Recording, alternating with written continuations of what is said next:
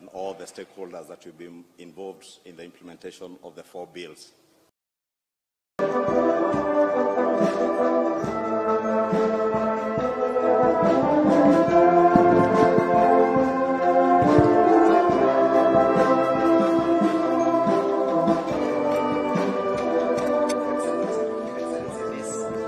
Excellency, the social health bill went through the bicameral processes of the Houses of Parliament.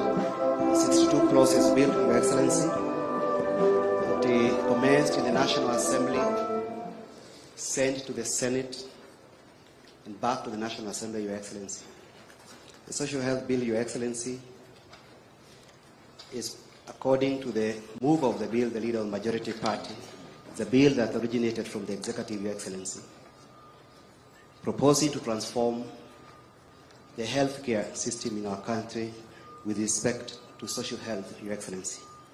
It is only 62 clauses bill, Your Excellency, and most of the provisions of the bill thereafter, Your Excellency, will be contained in the regulations that will come thereafter during the period of transition.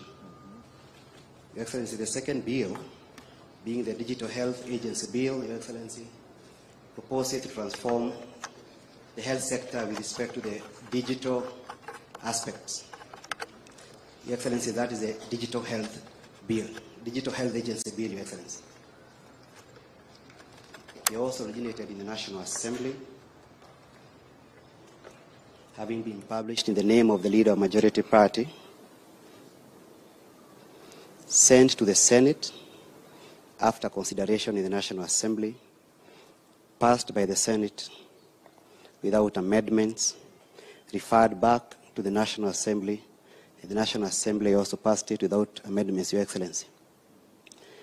It's a bill that also originated from the executive, Your Excellency, which is, as I said earlier, proposing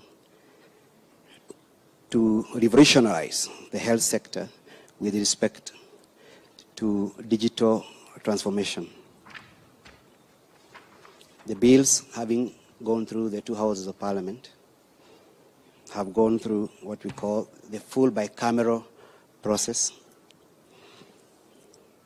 The Constitution, Your Excellency, provides that the Speaker of the House that originated the bill presents it to the President for assent after passage by the last House. This is a final copy of the Digital Health Agency Bill. It's also slightly over 60 clauses, Your Excellency.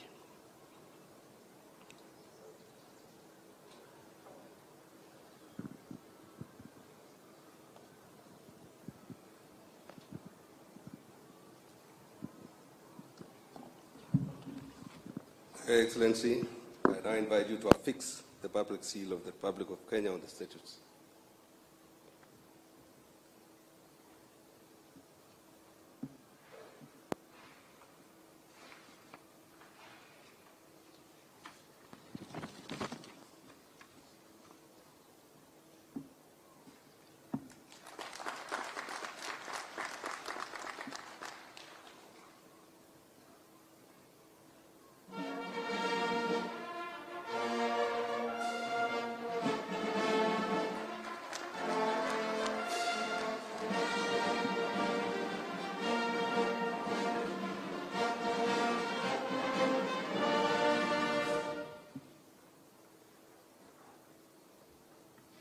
Sir, I now invite you to display the ceremonial copy of the Act and thereafter to hand one set of the Act to the Attorney General for publication into law.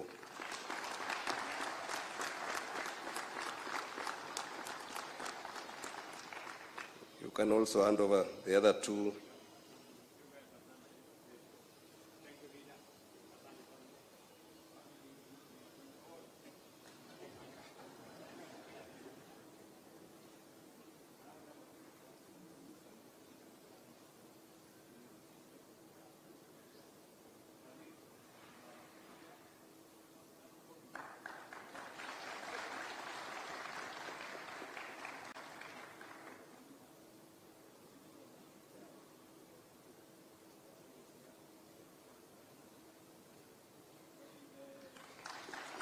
The County Governor.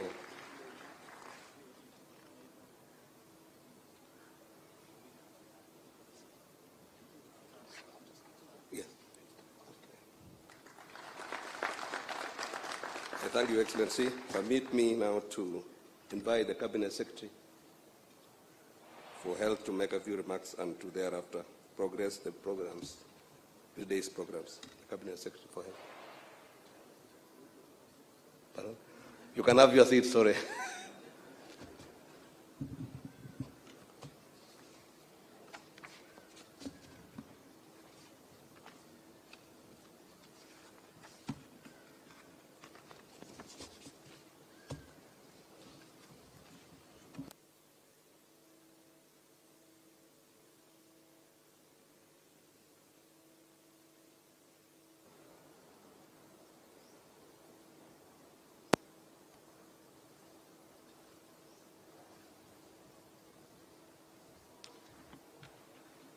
Your Excellency, the President of the Republic of Kenya, Dr. William Samoei Ruto, the Deputy President, Honorable Rigathi Gachagua, Speakers of both Houses, Governors present, my colleague, Cabinet Secretaries present, PSS present, senior government officials present. Your Excellency, today is indeed a great day, not just for Nahumicha, the daughter from Sekhendu, but for the whole Ministry of Health. Before I make a few remarks, Your Excellency, permit me to invite some of the stakeholders that have been with us on this journey to come and make a few remarks. I'll begin with the Majority Leader of the National Assembly, Honorable Kimani Ichung'wah.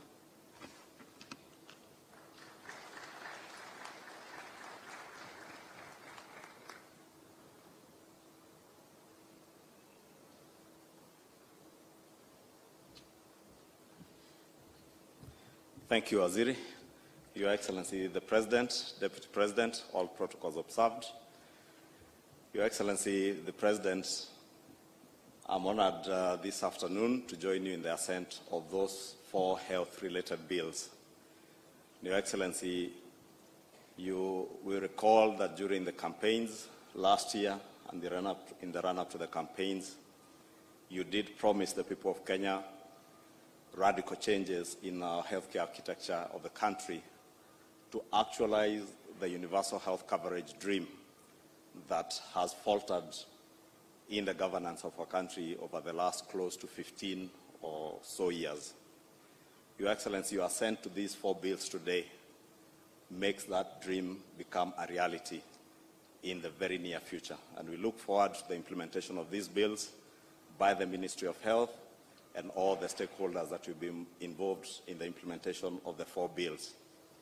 Your Excellency, the radical changes in our healthcare architecture will see not just the realization of universal healthcare coverage for millions of our people, but you bring to an end the rendering to destitution of millions or hundreds of thousands of families across the length and breadth of the country, families that have been rendered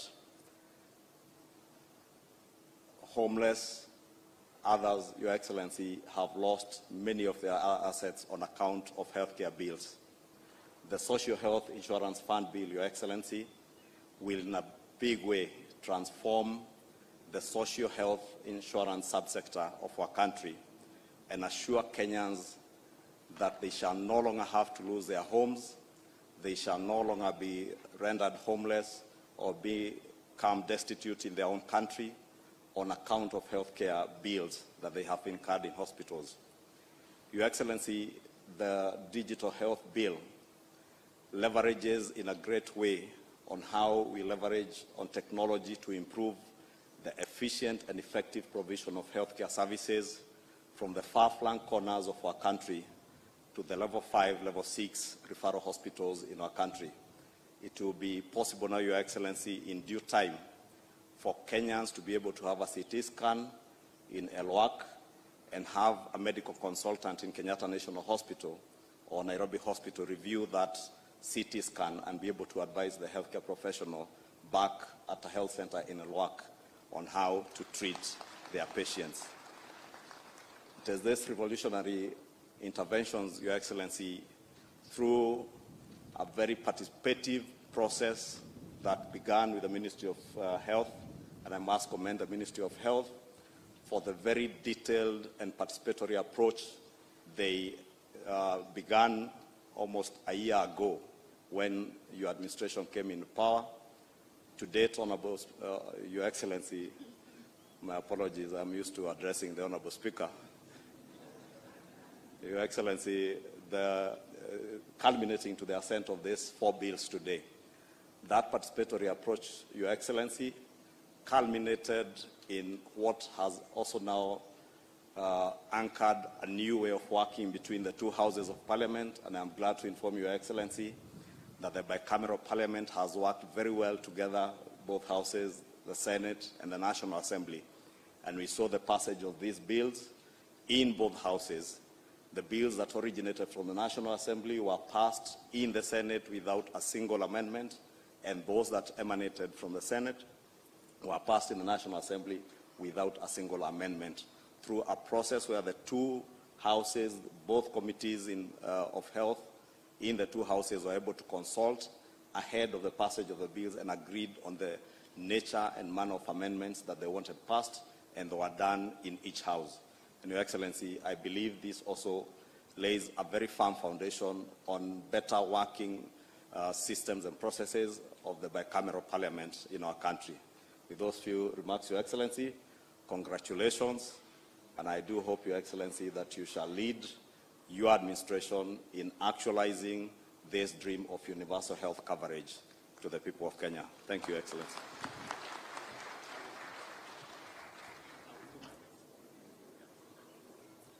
Your Excellency, permit me now to call the Leader of Majority from the Senate. I'm told he's not around. He'll be represented by the Chief Whip.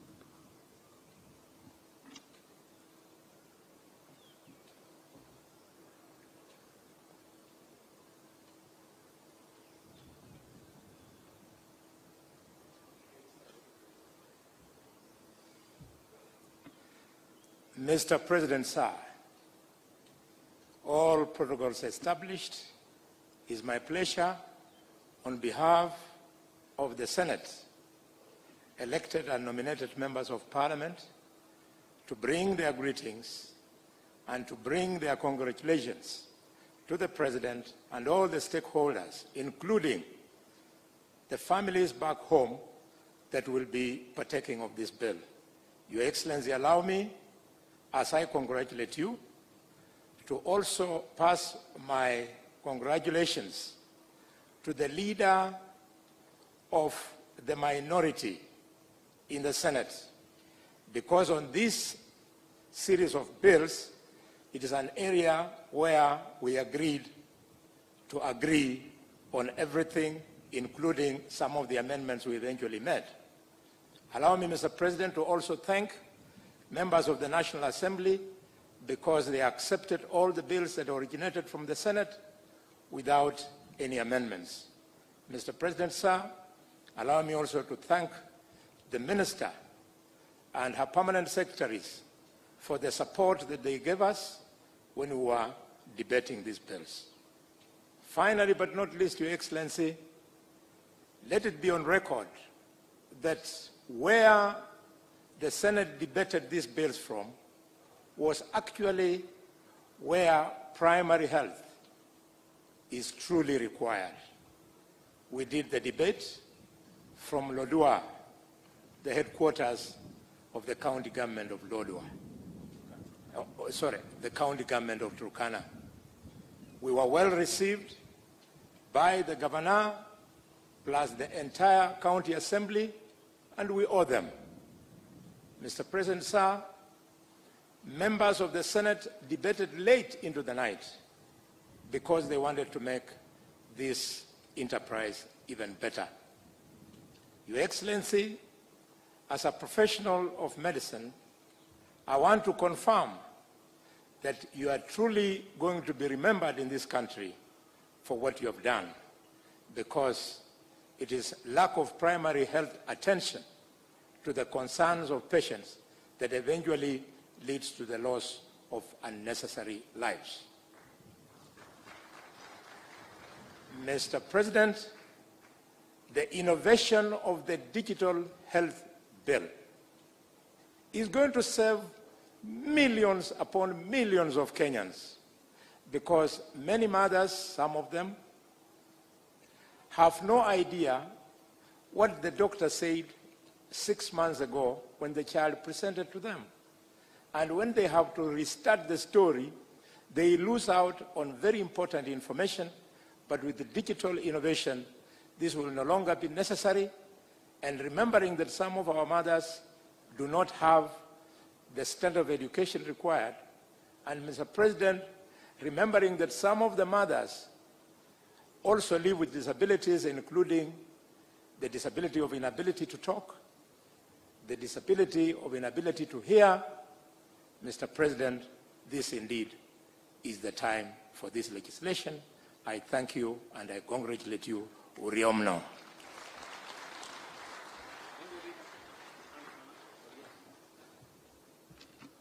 Your Excellency, in the development of the bills, we worked with very many development partners. Those who supported us in drafting, supported us in developing the standards that eventually went into the bills. There are many of them that I cannot be able to mention each one of them. But on behalf of all of them, I would like to invite the WHO country representative, Dr. Abduramin Diallo, to come and make a few remarks.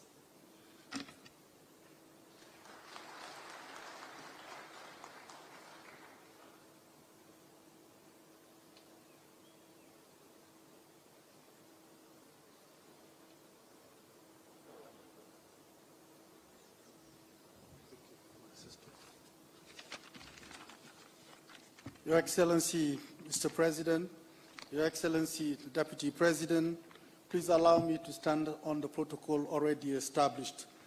It is a great honor for me to be here today representing WHO and representing all the development partners to witness this historical moment of signing these very important health bills.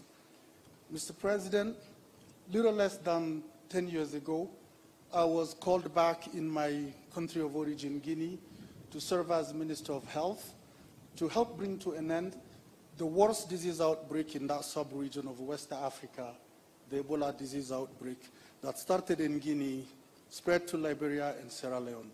It was very severe. It was bad simply because the health system was not resilient in all its components.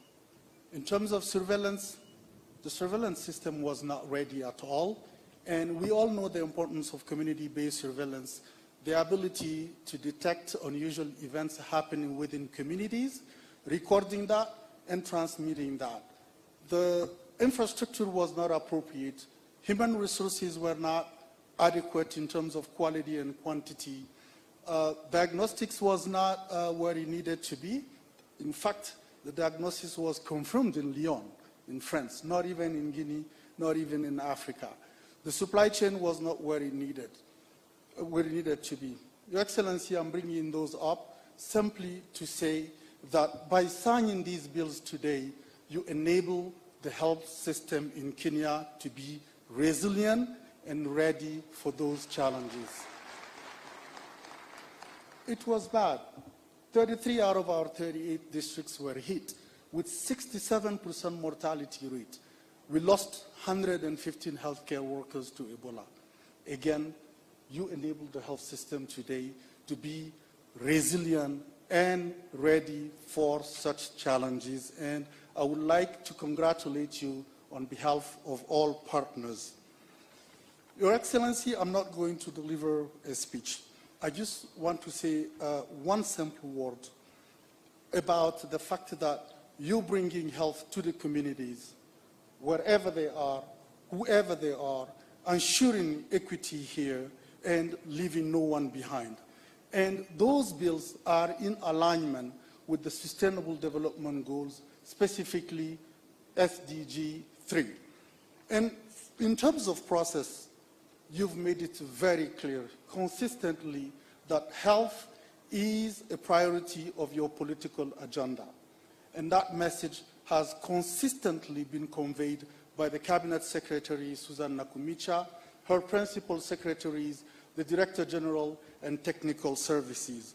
In terms of inclusion, us as development partners were always invited, we were consulted, we were at the table, so we were part and piece of this whole process, and we would like to thank your services, the department, for that inclusion, for that great partnership.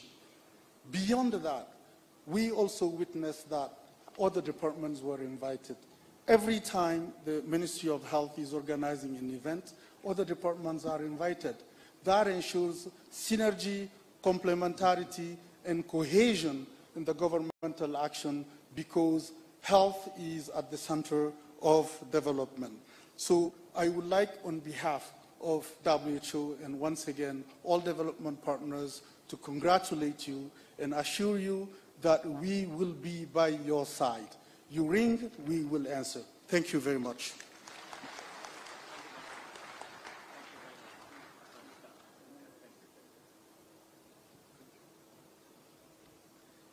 Your Excellency, the implementation of primary health care lies in the hands of the county governments. Permit me to invite the Chair of the Council of Governors. I'm aware that she's not in, but she'll be ably represented by the Chair of the Health Committee in the Council of Governors, Honorable Mudomi Njuki, the Governor of Tharaka Nithi County.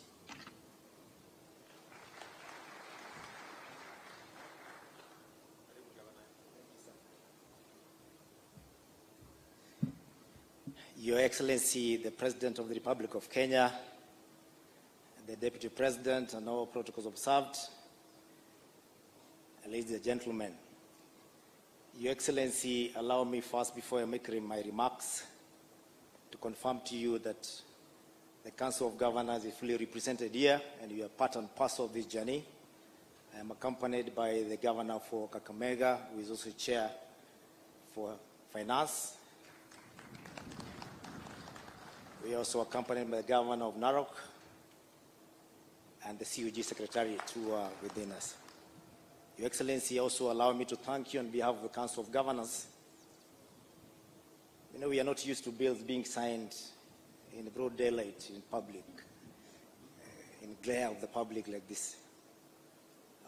We don't want to say the word, mostly they were being signed. And that is why you saw that when I came here first, I walked back and I went to the bill because we are not used to these things. Apologies for that. Your Excellency, when we met in Naivasha for the summit, you are very clear in your mind to the governors that UHC must be implemented around this time. And this time round we should not fail because it has failed 3 times. And Your Excellency, today we are happy to be here today to witness and congratulate you for the record speed at which you have achieved what we thought would be achieved in several years has been achieved in just several months. On 17th of September, we were convened by the Cabinet Secretary for Health as Council of Governors to be taken through what would be contained in the 4 bills. And I confirm, and you're aware, that we raised a few issues. There was a bit of noise, but that is normal, Your Excellency, because when you're constructing a house, at the beginning, there's usually a lot of noise of several tools being used. But when it comes to the launching of the complete project, it is usually merry and happiness, like you're witnessing today. I want to confirm that we formed a technical committee composed of both the Minister of Health and Council of Governors that looked at all the issues. And I'm here today to confirm on behalf of the Council of Governors that 95% of the issues were addressed, and therefore we are contented because 100% would be a bit abnormal. Your Excellency, of the 4 bills, we have no issues completely with the 2 bills, and that is the digital health bill and the primary care health bill. The other 2 bills we we will not say exactly we have issues. We only ask that we, in the state they are in at the moment, they may not be implementable, but the solution would be to have regulations made in the shortest time possible so that we can make them implementable in a better state. And I'm sure with all the speakers here and the leader of majorities, that is going to be achievable within the shortest time possible.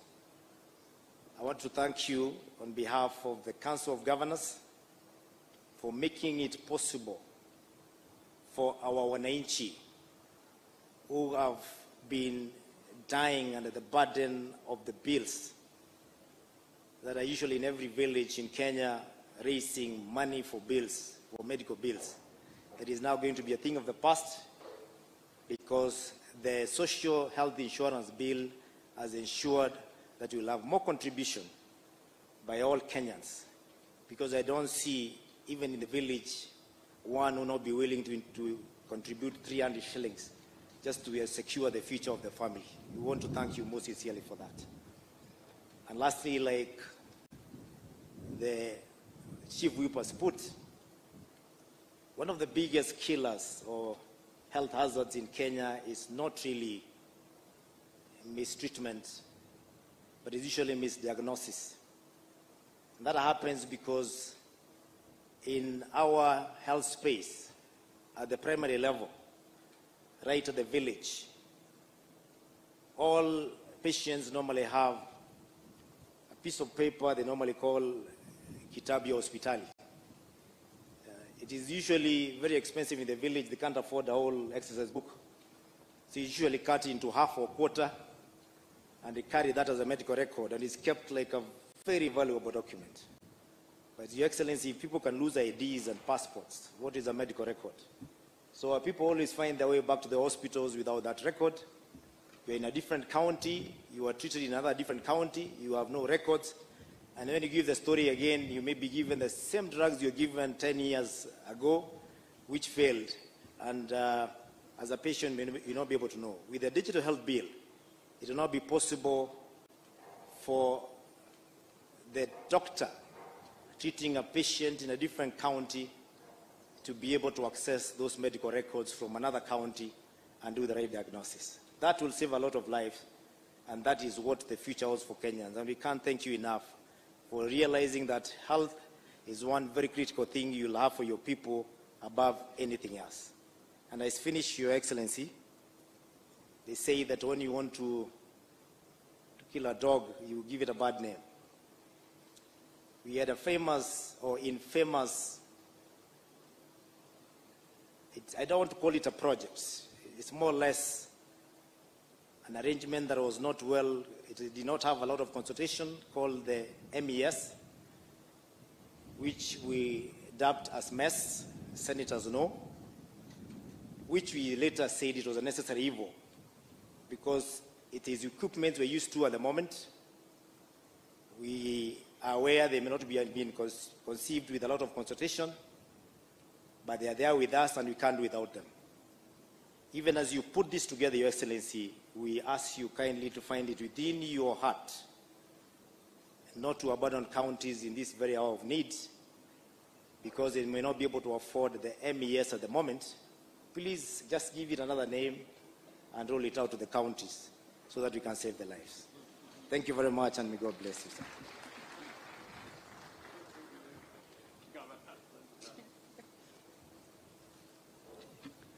Thank you, Your Excellency. Now I would like to make a few remarks. Your Excellency, when you gave me the responsibility to take charge of the ministry and ensure that we implement universal health coverage, let me disclose that for a minute, I felt a little bit inadequate, despite having the health background. But I want to thank you, because besides me as your advisor, you also have your advisors in the Economic Council. And the secret of our success today, Your Excellency, is that I sat with your advisors in the Economic Council, and I told them, you know very well, I am the advisor to the President. Therefore, we can only make a team. Your Excellency, Dr. Mwai has made great contribution. Your Excellency, Dr. Thuranira has made a big contribution. Your Excellency, Dr. Leah has made a big contribution. Those are members who are your advisors in the Economic Council, but I made them and turned them into my own advisors, and we have been working as a team to deliver on the responsibility that you gave us. Your Excellency, when we sat down and we agreed that for us to deliver universal health coverage, we must learn from the past mistakes and see what is it that we need to do as a ministry to ensure that this time round it does not fail as per your instructions. Your Excellency, we came up with 4 main pillars. The pillar on human resource for health. And we have been working together with all stakeholders. And today I'm happy to see that all stakeholders, or majority of them, are represented here. Dr. Davji, karibu sana, and let's work together.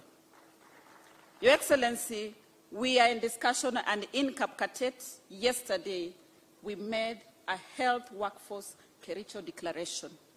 And one of the things that we agreed, Your Excellency, is that in the next 24 months, we are going to have a harmonious working relationship with all the unions, so that we ensure that we deliver on universal health coverage. We have many other issues or clauses in the declaration, and we have given ourselves timelines, because each one of them must be achieved. The second pillar of universal health coverage is on health commodity security. We have made tremendous efforts towards progressing that. While we began with ensuring that we reform Kenya Medical Supplies Authority, and I can confirm to you, the board that we have, the leadership that we have is now on track. And last week on Friday, you yourself witnessed what the team has been able to do. Your Excellency, when we came into office, the fill rate for orders that have been requested by the county governments was at 40%. As we speak today, Your Excellency, I have received feedback from many counties that we are now headed to 70%. And that is how we are working, Your Excellency. We are focusing on local manufacturing. We have brought all of them together, and we are working together to ensure that we achieve that you have given us to achieve. Your Excellency, the third pillar was on technology, that we ensure we leverage on technology to provide health care or health services to Kenyans. We have worked very hard. I must acknowledge that that was one of the most difficult pillars, but we have made a headway. That we now are sure that we are going to create a superhighway where all facilities can connect into and be able to provide services. But Your Excellency, the most important bit about the digital bill that that you have ascended today is that now as a country and as a sector, we can collect real-time data and use that data to make effective decisions that affect the health of this country. And Your Excellency, again importantly, that now we are going to network facilities into a primary care network using the digital technology that has been provided. We have worked very well with support from my colleague, CSO Watho, who has ensured that infrastructure has been laid in facilities, and we are now on the second layer of ensuring that we operationalize those facilities, Your Excellency. The fourth and last pillar, Your Excellency, is the one on on health financing. We have made a lot of progress. And today, signing of these bills, the social health bill, Your Excellency, as a woman, as a mother, as somebody with health information or who has been in the sector, this is the day that the doctors say that the mother who is pregnant is quickening. We have started now kicking as a ministry because we know that with the social health bill that you have now ascended into law, we are going to move forward, Your Excellency, because there are 3 funds that we have created in there. The primary health care fund to ensure that the primary level is publicly financed. The social health fund, Your Excellency, for many years, and many Kenyans have given us feedback, that they were not able to know what is it that they are covered for. Despite paying 500 shillings, they did not know what their benefit is. We have worked with the team, Your Excellency. Now we are clear on what is the benefit as soon as you make your payment. What is it that you are entitled to? Your Excellency, we have removed exclusions. We have removed limitations that now Kenyans will be able to access services and we shall not be able to leave anyone behind. Your Excellency, we are working very hard at the ministry. As the person in charge of the orchestra, I must acknowledge that the team has been working well. There are some strings that need a light touch and they give you the melody that you want. There are some strings that need a heavy touch and still they'll give you the melody that you want. But what you see today, Your Excellency, is a culmination of the efforts of the people at the ministry. And whoever has been on this thing up to midnight was one legal state counsel of the ministry, Terry Rotich. Your Excellency, she guarded these bills as though she was guarding a presidential vote, up to midnight. I remember very well, it was 23:45. She sent me and she said, Madam CS, here they are, no comma change, no full stop change. Thank you very much, Terry. Your Excellency, we shall continue to produce the melody that you have asked us to produce to ensure that this country achieves universal health coverage. Today we have laid the foundation stone, and I am sure, I'm persuaded as a Christian, we have laid it on the solid rock.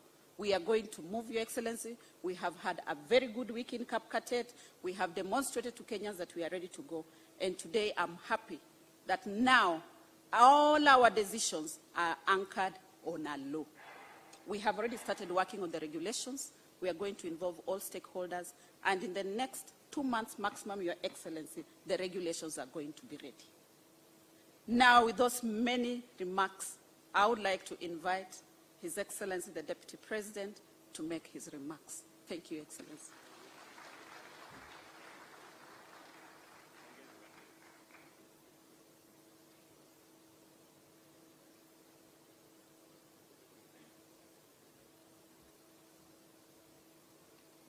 Your Excellency, the President of the Republic of Kenya and Commander-in-Chief of the Defense Forces, the Honorable Speakers of the two Houses, Cabinet Secretaries present, and all stakeholders, good afternoon. Your Excellency, I didn't think I needed to say anything because you speak on our behalf, but let me take this opportunity because I'm here to salute the members of the National Assembly and the Senate for the expeditious manner in which they handled these bills that you have today assented into law. Your Excellency, we continue to applaud the two houses of Parliament for the support they are giving to your administration's legislative agenda. Your Excellency, what now your assent means is that we who work under you have everything to do to implement these laws in turning around healthcare architecture for the benefit of the people of Kenya. But I would like also to take this opportunity to say, much as Parliament has worked very hard, the CS of Health and her team have worked very hard.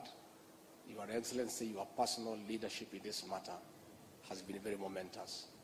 For the last 1 year, you have chaired countless meetings that gave birth to these bills that you have today assented into law.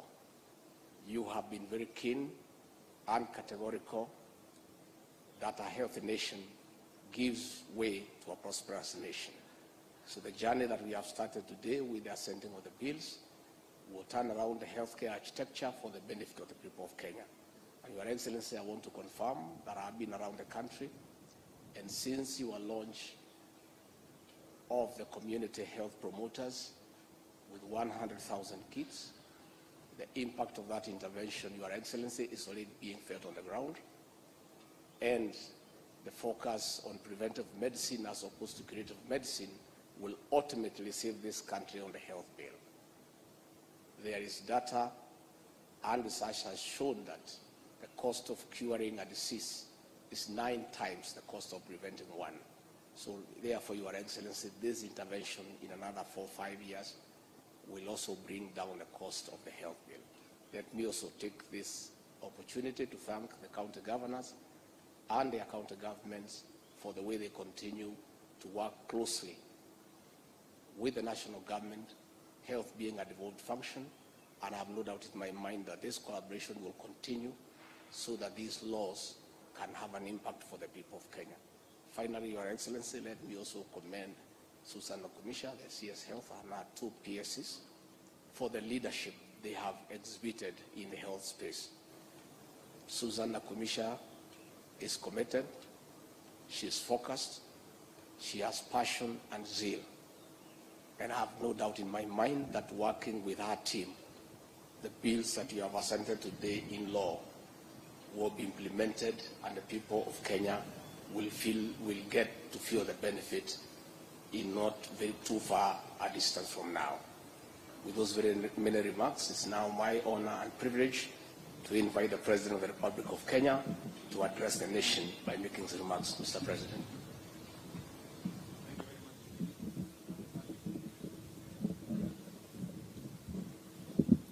Thank you very much. Let's take seats. Asante sana. Mr. Deputy President, Speaker of the National Assembly, Speaker of Senate, Your Excellencies, Governors, Ministers present, Principal Secretaries, Development Partners, Community Health Promoters, Doctors who are here, medical personnel represented in this function. Ladies and gentlemen, good afternoon. Hamjambo. First,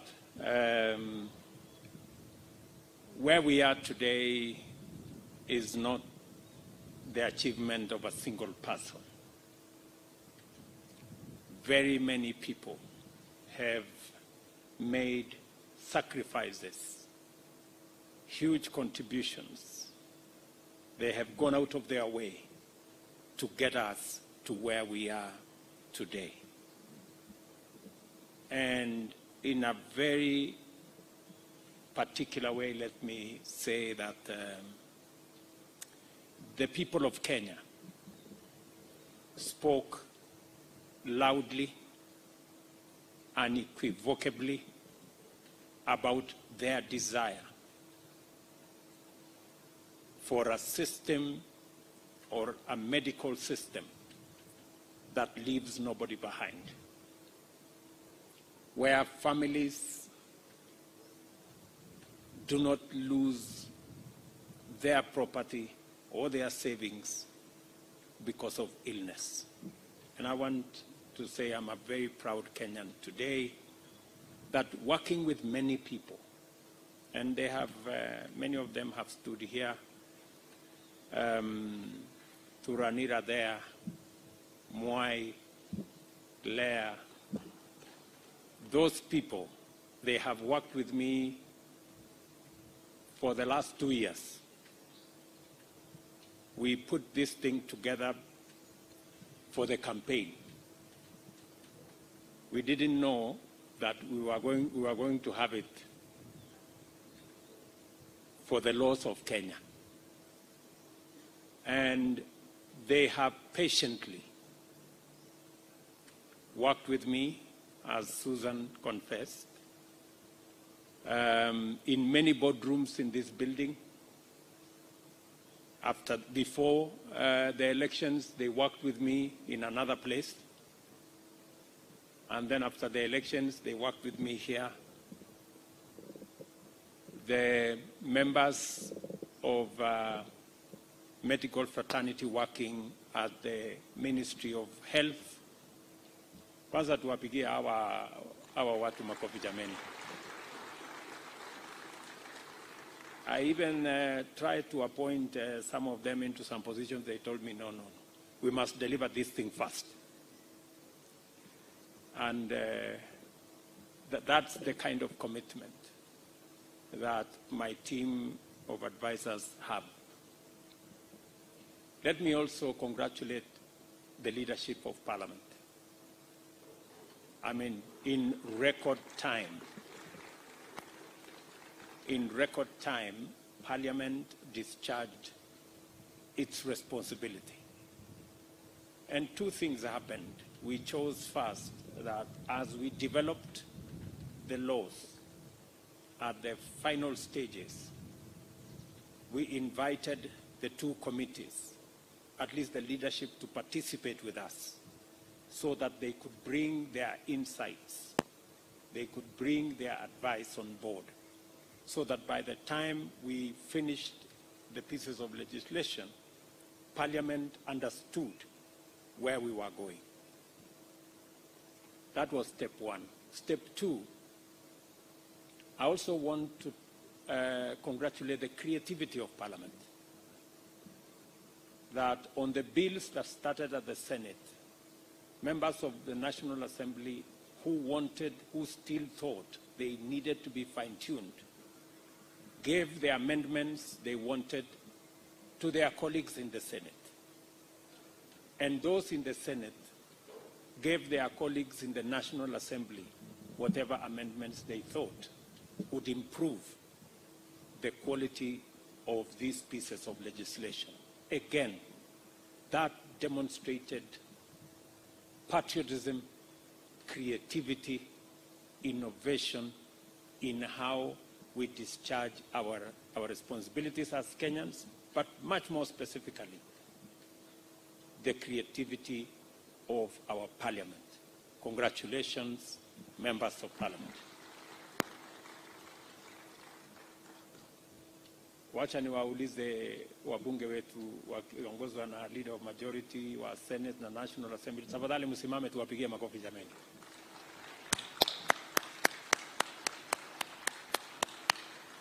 Thank you very much. Through you to your colleagues in Parliament, the people of Kenya appreciate the kind of sacrifice and commitment and input you have made. I cannot forget the two speakers for their wisdom. Both these two gentlemen are great leaders. Thank you very much. I know we spoke often on what needed to happen, and they provided guidance together with the clerks of our National Assembly, Njoroge and Nyegenye. I want to say thank you very much, gentlemen.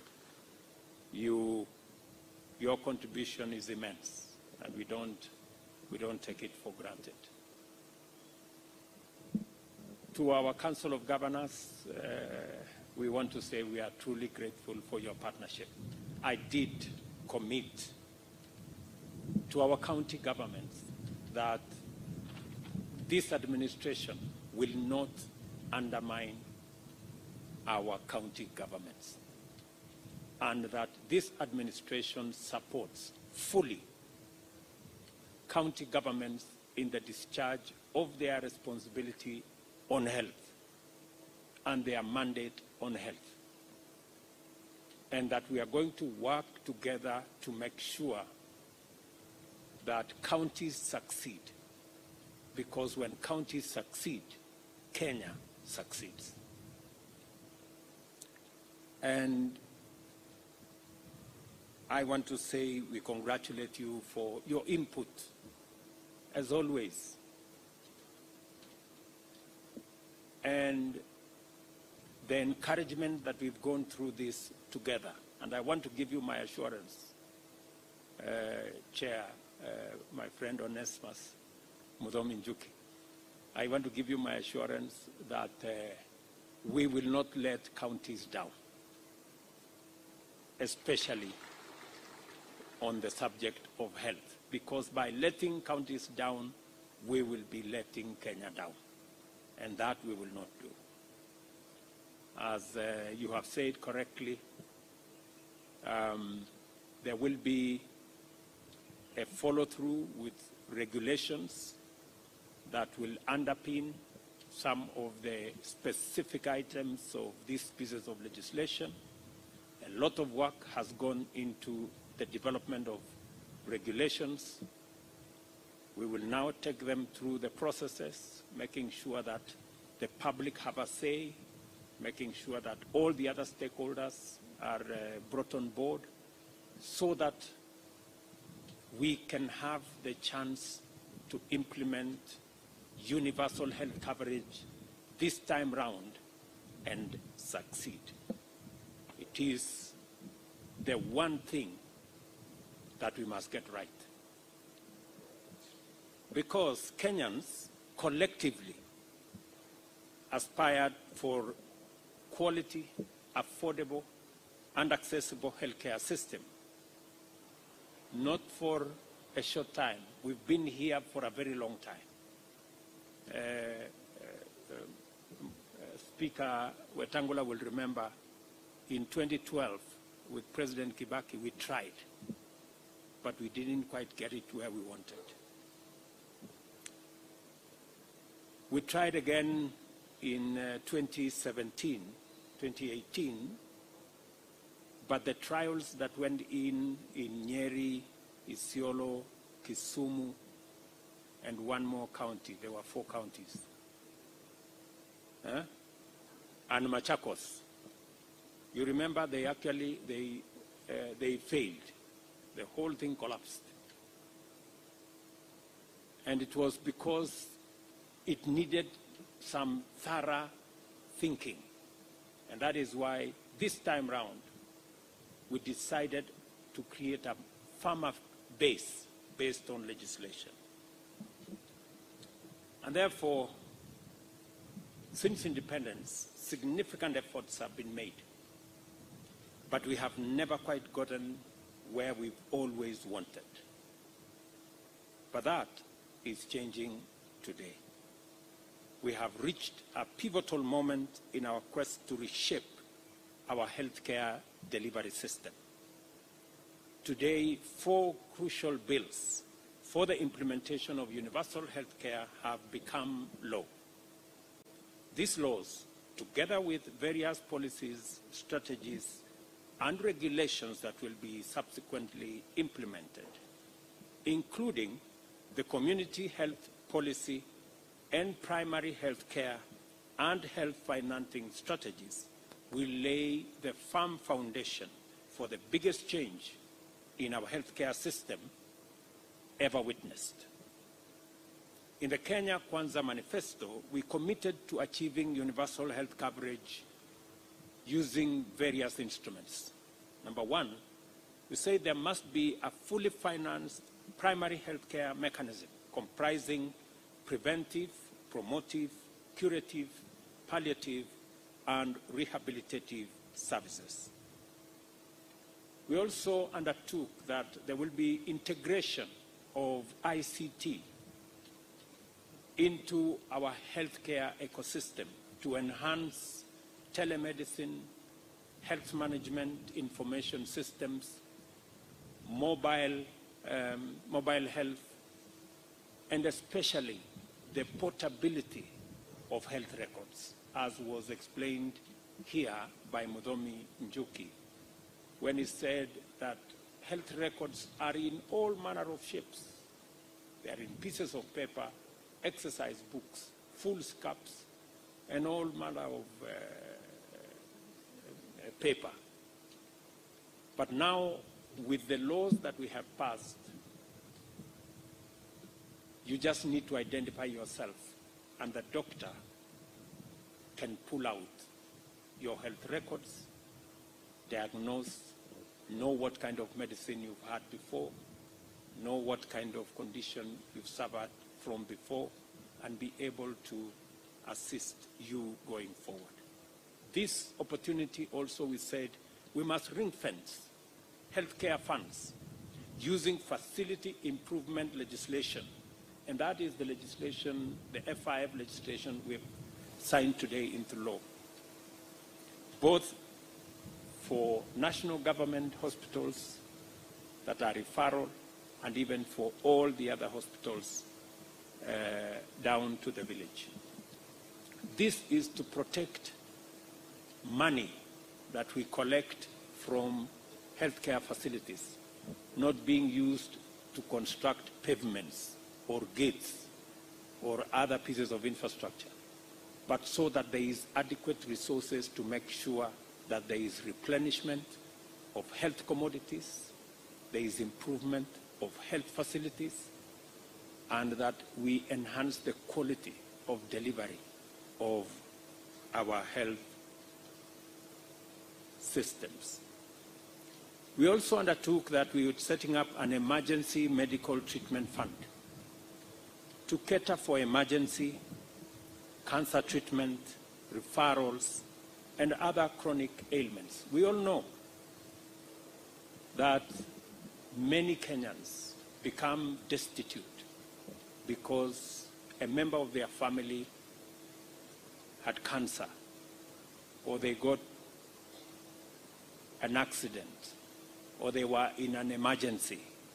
We have seen situations where there is an accident or there is an emergency, somebody goes to hospital, and they are turned away from hospital because they don't have a health card, they don't have someone to sign for them.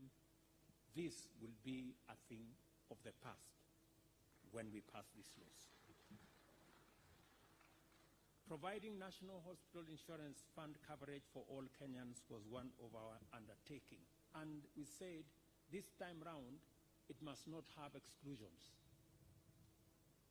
And it must cover everybody. Nobody should be left behind. Many Kenyans have asked me often,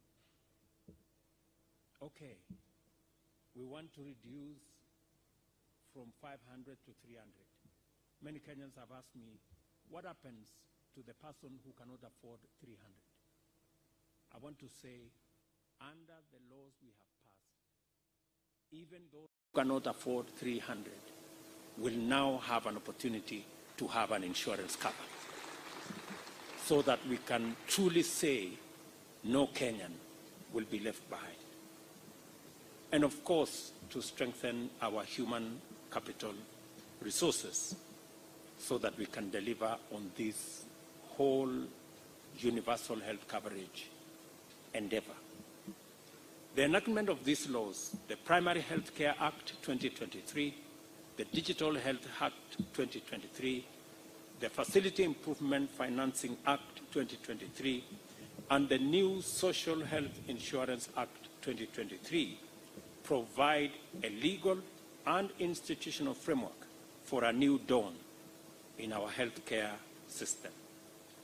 With health insurance coverage at a low of only 26% nationally, out-of-pocket costs are decimating families and keeping sick people away from treatment. The new Social Health Insurance Act will now address financial barriers to healthcare and the existing challenges faced by NHIF by establishing the Social Health Authority. This law will repeal the current National Hospital Insurance Fund Act and establish 3 new funds as follows: the Primary Health Care Fund, the Social Health Care Fund, the Emergency, Chronic, and Critical Illness Fund. These funds will ensure public-funded primary health care, emergency care, and universal health insurance, while also promoting equitable access to quality health services. The Primary Health Care Fund will finance services from health facilities at level 1 to level 3, while the Social Health Insurance Fund will cover services at levels 4 to 6. The Emergency, Chronic, and Critical Illness Fund will fund emergency and chronic illness costs once social health insurance is depleted.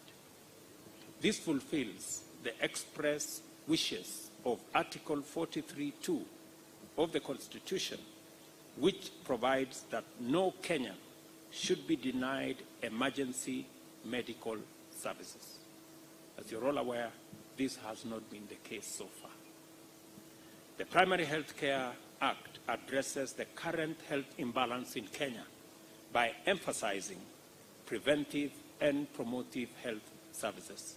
The Act introduces a framework for the effective delivery of primary health services through networks that include all healthcare providers, whether they are public, whether they are private, or even faith-based. Kenyans have voiced their desire for change in healthcare, highlighting high costs and limited access to curative services. In response, we have committed to a community health approach that emphasizes prevention and promotion.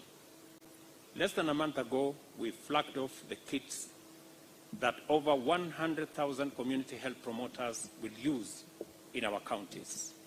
Tomorrow, during the Mashujaa Day celebration, we shall unveil these promoters and deploy them countrywide. Each community health promoter will be responsible for 100 households, and they will have kits and phones to enable them work effectively, efficiently, and in an accountable manner. The national and county governments will share the responsibility of stipends for the promoters, and our goal is to bring healthcare directly to Kenyans' doorsteps, significantly improving accessibility and affordability. The Facility Improvement Fund Act will counter the decrease in funding for public health facilities which often lack the requisite levels of investment, leading to a lack of autonomy, fragmented services, and poor outcomes. This law will entrench financial and managerial autonomy to enhance decision-making, efficiency, and community involvement in the management of facilities. While some counties have attempted to ring-fence health funds, only 26 out of 47 have succeeded. The Act provides guidelines to ensure a unified approach to facility autonomy, enabling them to independently retain and manage funds, ultimately improving resource availability, quality of services, and also enhance efficiency in the delivery of health. The Digital Health Hub